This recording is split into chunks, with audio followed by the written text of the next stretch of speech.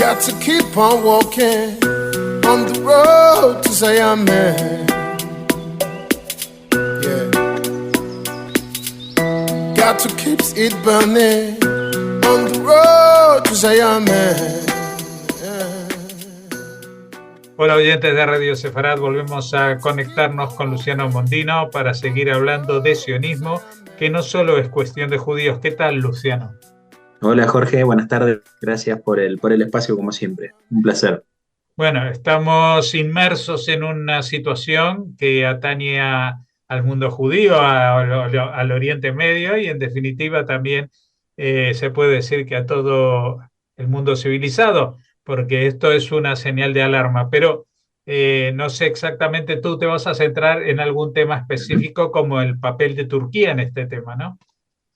Sí, está claro. De hecho, Turquía creo que es, por las ambigüedades que ha tenido en el último tiempo, un buen termómetro para medir cómo se va moviendo la reacción dentro del mundo islámico. Muchas veces hemos visto cómo cuando es Irán quien impulsa desde lo ideológico y muchas veces también del operativo muchas de las reacciones de Israel, como en este caso en la Franja de Gaza, cómo también se busca una reacción adversa en el mundo islámico. Y Turquía tiene una gran conexión que creo que es muy importante de entender qué hay en los túneles que conectan a Gaza con Ankara. Y por supuesto acá no estamos hablando en un sentido literal, sino en un sentido metafórico, una analogía en la cual hay una conexión que está muy marcada y que tiene muchos rincones para entender entre lo que es la vinculación y el poderío que ejerce Turquía hacia el mundo islámico y también hacia dentro de la Franja de Gaza, con un personaje que es central, que es Recep Erdogan, que en las últimas horas ha participado de una cumbre de la Liga Árabe Islámica, una cumbre que tuvo el propósito de tratar la cuestión de la Franja de Gaza, pero que resultó de una foto que fue sumamente paradigmática como para entender las tensiones o los canales de poder que hay hoy en el Medio Oriente y que lo ha tenido a Abu Mazen de la Autoridad Palestina, una autoridad palestina muy debilitada, a su izquierda el presidente de Egipto, luego el rey de Jordania, Bin Salman, el príncipe de Arabia Saudita, y a su lado izquierdo el presidente turco, Erdogan, Ibrahim Raisi, el presidente de Irán, también conocido como el carnicero de Teherán, y también el emir de Qatar, Al-Tamimi, quienes son de alguna forma quienes más han mostrado un acercamiento y una postura mucho más favorable a Hamas en este posicionamiento de la guerra en Israel. Turquía no comparte frontera con Israel, pero es una pieza fundamental para entender todos estos alcances e impactos que hay dentro del mundo islámico en una guerra que bien decías, que atañe a todo el mundo civilizado. Porque acá estamos hablando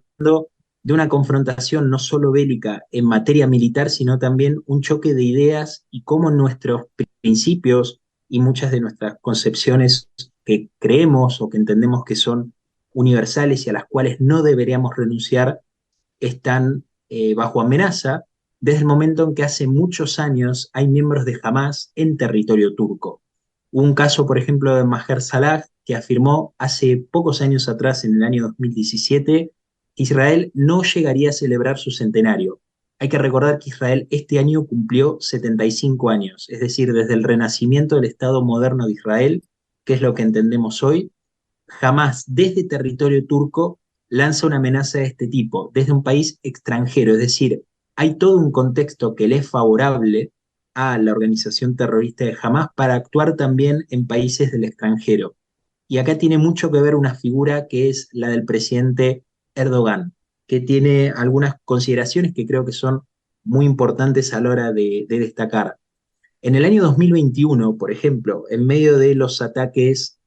habituales que hay entre Hamas e Israel, entre las fuerzas de defensa de Israel y la agrupación terrorista Hamas, que en ese momento consideró más de un ataque de cohetes que salieron desde la Franja de Gaza, no recuerdo exactamente, creo que estamos hablando más de 3.500 o 5.000 cohetes que se lanzaron desde la Franja de Gaza hacia los sectores civiles de Israel, y en ese momento Erdogan señaló una frase que fue palabras más, palabras menos, llegó a decir que un ministro judío le había comentado a él cuando estuvo en Israel que cuando estaba matando palestinos era cuando más sentimiento de placer sentía. Algo que, en definitiva, lo que estamos viendo es una palabra o un discurso que se encasilla más en la idea de los libelos de sangre y las acciones que son incomprobables porque nunca ha habido información al respecto sobre cualquier tipo de afirmación que vaya en este sentido en ningún ministro de Israel, pero que sin embargo Erdogan en actos públicos, sea en Ankara o en Istambul, una ciudad muy importante también para Turquía, los pronuncia de forma pública con un solo sentido, y es sobrellevar una dinámica dentro del mundo islámico y ganar poder llevando muchos de estos roles, si se quiere, o pisando fuerte dentro de lo que es la causa palestina, que sigue siendo un tema sumamente sensible para el mundo, especialmente para sus canales más sociales y populares. Creo que acá hay tres cuestiones para señalar que son importantes. El mundo islámico lleva desde hace algunos años una pérdida de ese brillo en el liderazgo turco. Para quien no lo sepa, son árabes. Es una aclaración importante porque Turquía, al no ser un país árabe, está siempre en una confrontación latente con aquellos países que sí son árabes, árabes musulmanes, pero que en definitiva están pujando por el control del poderío del mundo islámico. Y acá hay una reminiscencia que todavía tienen los turcos, y es esa idea muy latente del Imperio Otomano. Esto en la cumbre que se ha llevado en territorio saudí, en la capital, en Riad, Erdogan, como decíamos, se ha posicionado más a Irán y Qatar respecto a la postura más pragmática que ha tenido a priori, no con faltas de incoherencias, pero sí mucho más pragmática, el caso de Egipto y de Jordania y por supuesto de Arabia Saudita. Esto acá hay algo que es sumamente importante y es que respecto a Irán hay un financiamiento y un apoyo a Hamas que lo vertebra como un actor clave, mientras que en el caso de Qatar, y por supuesto también compartiendo mucho de esto con el territorio iraní, hay una solventura de Hamas, incluso ya más allá de lo ideológico, siendo que Qatar se ha posicionado como un elemento catalogado como neutral. Esto creo que muchas veces es también importante cuestionar esa neutralidad o esa capacidad de negociación que tendría Qatar a la hora de cualquier tipo de acto terrorista de Hamas, porque de alguna forma o en términos ideológicos hablan un mismo idioma. Y luego que también Erdogan necesita un lavado de cara en su política interna, que viene fuertemente golpeada por una crisis política y económica, por lo menos en la última década, y es un país que tiene, a lo que por ahí muchas veces se presume, más de occidental que cualquier otro de la zona. Por eso, desde hace tiempo, Erdogan ensaya una Turquía que es mucho más islámica, que la aleja definitivamente del nacionalismo turco. Acá por ahí también habría que hacer una pequeña incisión en lo que es la cuestión de los kurdos, que es siempre ese comodín que la política de Erdogan saca a relucir a la hora de necesitar mayor cercanía con esa integridad territorial que el nacionalismo turco, mucho más ligado a la fundación quizás del país moderno, de lo que es la Turquía moderna, y que no tiene muchos puntos de coincidencia con ese proyecto islámico que Erdogan está distinguiendo desde hace mucho tiempo. Por eso, la fachada que jamás utiliza en complicidad con Erdogan en Turquía es una distinción, una falsa dicotomía entre lo que es el ala política y el ala militar de Hamas. En definitiva, acá lo que estamos hablando, y esto ha sido corroborado por organismos de seguridad, incluso extranjeros, como también de inteligencia y el propio Shin Bet de Israel, es que hay todo un escenario que permite coordinar una serie de ataques y por supuesto posteriores detenciones que permiten a su vez conectar lo que sucede en Ankara o en territorio de Turquía con lo que termina luego sucediendo, especialmente en la Franja de Gaza, pero también en Judea y Samaria, en aquellos territorios que están bajo control hoy de la autoridad palestina. Que Turquía ha contribuido a la acumulación militar de Hamas y a su robustecimiento político no es ninguna novedad en el Oriente. Ahora, es verdad que el primer elemento de contribución es a través de la Dawa, que es una asistencia fundamentalmente económica que se da en las zonas del Templo y Jerusalén Oriental. El sentido que tiene esto, que además es un apoyo espiritual y comunal hacia dentro del mundo islámico, guarda un único sentido, y es la cooptación que hace Turquía para aquella población palestina que se pueda sentir más atraída a la influencia turco-islámica, restando importancia al control que Israel ejerce en esas zonas, especialmente en el monte del Templo o en la ciudad vieja de Jerusalén. Y esto me parece que es un aspecto clave, y es que mucha de esa llegada que Turquía ha desplegado en los palestinos a través de la asistencia financiera se ha logrado gracias a la delegación que hace Turquía, y esto en especial Erdogan, a los hermanos musulmanes, que es una organización terrorista que ha nacido en Egipto en el año 1928 y a la cual Hamas también está afiliada, y que en la mayoría de las casas reales sunitas genera un fuerte rechazo. Y esto es uno de los elementos más importantes a la hora de evaluar la reacción, principalmente de Egipto, que es hoy gobernada por un presidente que es Al-Sisi, que está fuertemente enemistado con los hermanos musulmanes, quienes en el año 2013 han tomado el poder en Egipto como producto de las revueltas árabes iniciadas 2 años antes y que terminaron con el régimen de Mubarak. ¿Qué es lo que sucede con ese islamismo que está identificado en este grupo de los hermanos musulmanes, que también debería escandalizar y asustar a los países occidentales que hoy son escenarios de esas violentas protestas pro Hamas? Y esto creo que hay un sentido que es muy claro, y es que el sentido de la hermandad de los hermanos musulmanes es establecer un califato, es decir, la aplicación de la ley islámica primero en aquellos países islámicos que consideran que son no infieles, pero sí que son traicioneros a lo que es la causa islámica, especialmente aquellos sunitas que hayan normalizado sus relaciones con Israel, y luego ampliar este califato a nivel global. Esto también posiciona a Erdogan, quien ha estrechado un fuerte lazo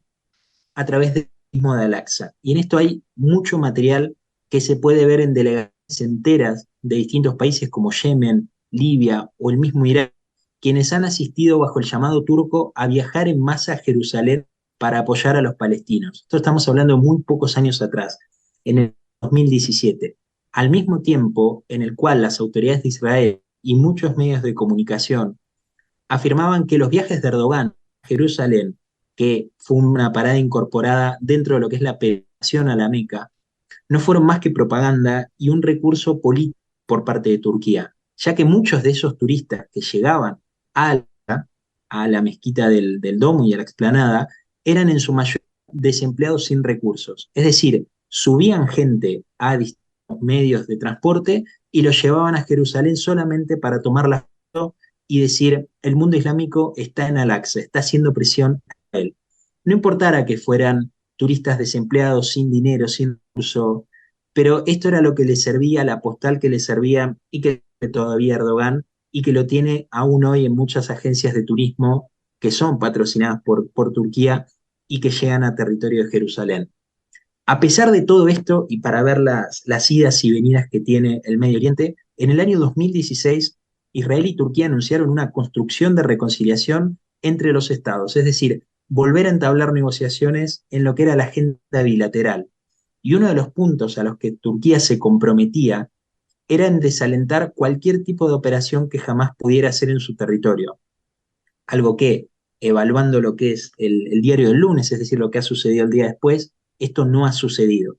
En definitiva, esta agenda de reconciliación que se extiende hasta hoy, ya que, por ejemplo, en septiembre, muy pocos días antes del ataque de Hamas en contra de Israel, hubo una reunión entre ambos, entre Netanyahu y Erdogan, que auguraba un futuro realmente prometedor en lo que eran las relaciones bilaterales, en un contexto en el cual Israel está logrando muchos avances y entendimientos, no solo con países musulmanes dentro, o mayoritariamente musulmanes dentro del Medio Oriente, sino también